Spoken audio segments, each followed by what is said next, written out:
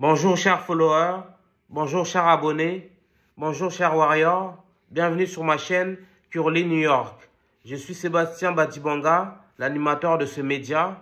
Sur cette chaîne, on parle de la drépanocytose, on parle de l'excellence noire, on parle de la culture noire, on met en lumière tous les noirs qui ont réussi dans le showbiz, dans l'entrepreneuriat, dans les études, dans le sport, dans les médias et on tord le cou à tous les mots MAUX de notre communauté noire. Sujet du jour. Qu'est-ce qu'il faut faire? Quelles sont les précautions à prendre lorsqu'on est drépanocytaire et on fait des crises à répétition? Comme vous le savez, la drépanocytose est une maladie du sang. C'est une maladie génétique et héréditaire qui touche particulièrement les Noirs, les Africains et les Afro-descendants du monde entier. Les drépanocytaires ont plus de globules blancs que de globules rouges. Et leurs globules rouges sont en forme de fossiles, c'est-à-dire sont en forme de croissant et de banane, ce qui bloque la circulation normale du sang dans le corps. Du coup, l'oxygène ne peut pas alimenter les organes essentiels de l'être humain, c'est-à-dire le cerveau, c'est-à-dire le cœur, c'est-à-dire les reins, etc. Ce qui provoque des crises vaso-occlusives. Ces crises sont plus fortes, plus intenses que les douleurs ressenties lors d'un accouchement sans péridurale. Alors, qu'est-ce qu'il faut faire lorsqu'on fait des crises à répétition? Ces crises de douleur qui frappent les drépanocytaires, il y a plusieurs précautions à prendre. D'abord, il faut respecter les 10 règles d'un drépanocytaire. On vous met le lien dans la description du sujet qu'on a réalisé sur les 10 règles du drépanocytaire. Pour éviter les crises, le drépanocytaire doit éviter le stress. Parce que le stress est un vecteur de crise vaso-occlusive. Il faut tout faire lorsqu'on est drépanocytaire, de se mettre à l'abri du stress, d'éviter des situations stressantes. Parce que ça provoque des crises de douleur. Donc le stress est à éviter lorsqu'on est drépanocytaire ou qu'on fait des crises de douleur répétitives.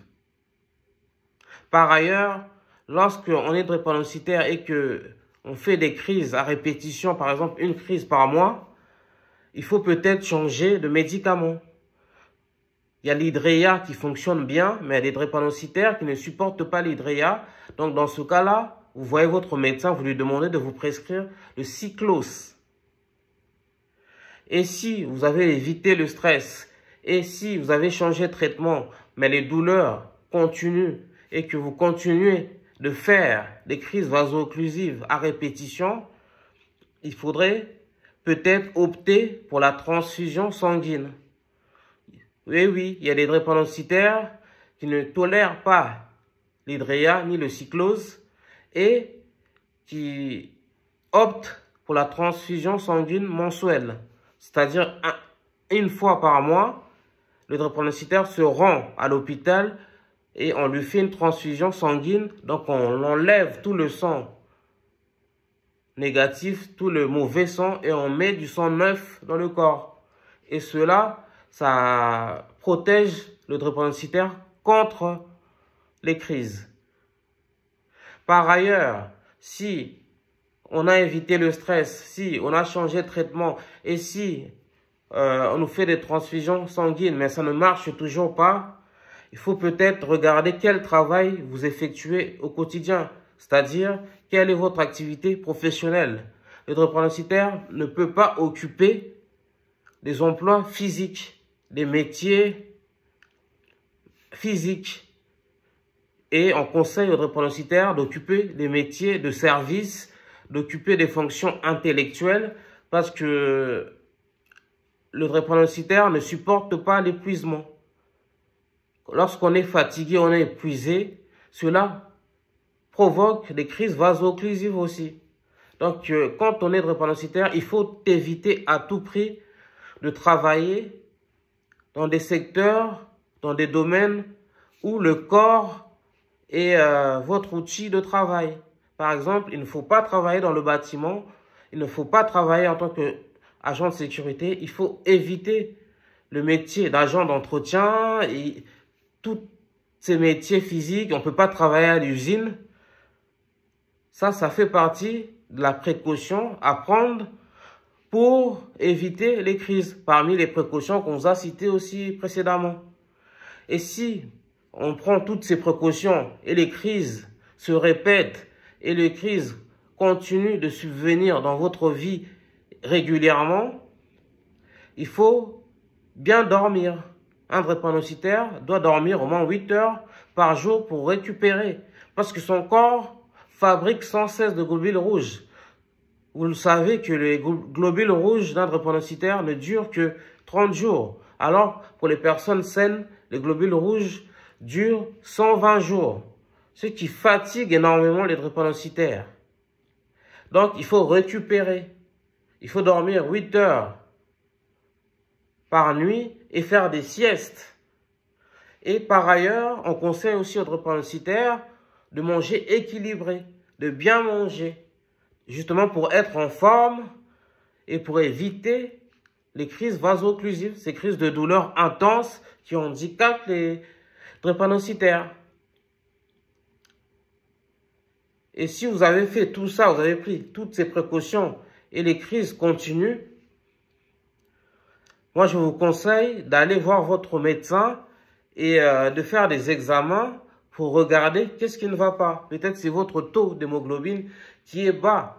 Parce qu'un drépanocytaire, son taux d'hémoglobine se situe entre 5 grammes et maximum 10 grammes. Alors que pour une personne saine, une personne non malade, ce taux d'hémoglobine peut monter jusqu'à 14. Donc, lorsqu'on est drépanocytaire, il faut prendre toutes ces précautions pour éviter les crises vaso-occlusives. Sachez que les drépanocytaires ont le droit de faire du sport, mais ils ne peuvent pas faire du sport en compétition. Ils doivent faire du sport en loisir ou sous prescription médicale. Donc, il faut prendre toutes ces précautions pour éviter les crises vaso-occlusives. Et lorsque ces crises vaso-occlusives se déclenchent et que vous êtes à la maison, on vous conseille de prendre une douche chaude, on vous conseille de prendre des antalgiques, de commencer avec le Doliprane, et si la douleur ne diminue pas, de prendre l'Acupan par exemple, et si ça ne diminue toujours pas, de prendre chaque 4 heures de l'éphédralgan codéiné.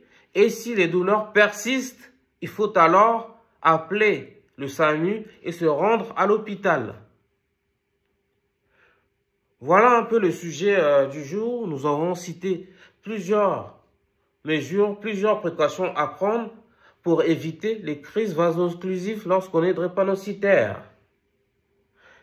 Sachez que le drépanocytaire ne supporte pas le froid et que le froid est un facteur de crise vaso-occlusive.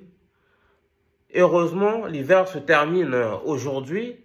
Donc, mais en hiver, les drépanocytaires doivent bien se protéger. Ils doivent bien se protéger, mais le drépanocytaire ne doit pas mettre des habits serrés. Parce que ça glace, ça bloque la circulation du sang dans le corps. Voilà toutes les mesures que les drépanocytaires doivent prendre pour éviter les crises de douleur intenses. Si vous voulez être accompagné par moi-même, parce que moi je suis drépanocytaire aussi, il y a mes contacts dans la description, il y a mon email, je vais même laisser mon numéro. Envoyez-moi un email ou appelez-moi, je peux vous accompagner et vous aider à ne plus faire de crise, vous aider à remplir par exemple le dossier de la maison départementale de personnes handicapées, le dossier MDPH, et je peux vous donner des conseils aussi pour vous insérer professionnellement en France. malgré votre maladie. Merci de nous suivre. Si vous aimez ce contenu, likez, commentez. Bon courage les warriors, l'hiver est fini, c'est le début du printemps. Et sachez que la drépanocytose est de mieux en mieux contrôlée, de mieux en mieux maîtrisée en France. Et qu'il y a tous les remèdes pour bien vivre avec cette maladie. S'il vous plaît, chers followers, abonnez-vous et activez la cloche de notification. On est ensemble, les warriors. Peace out.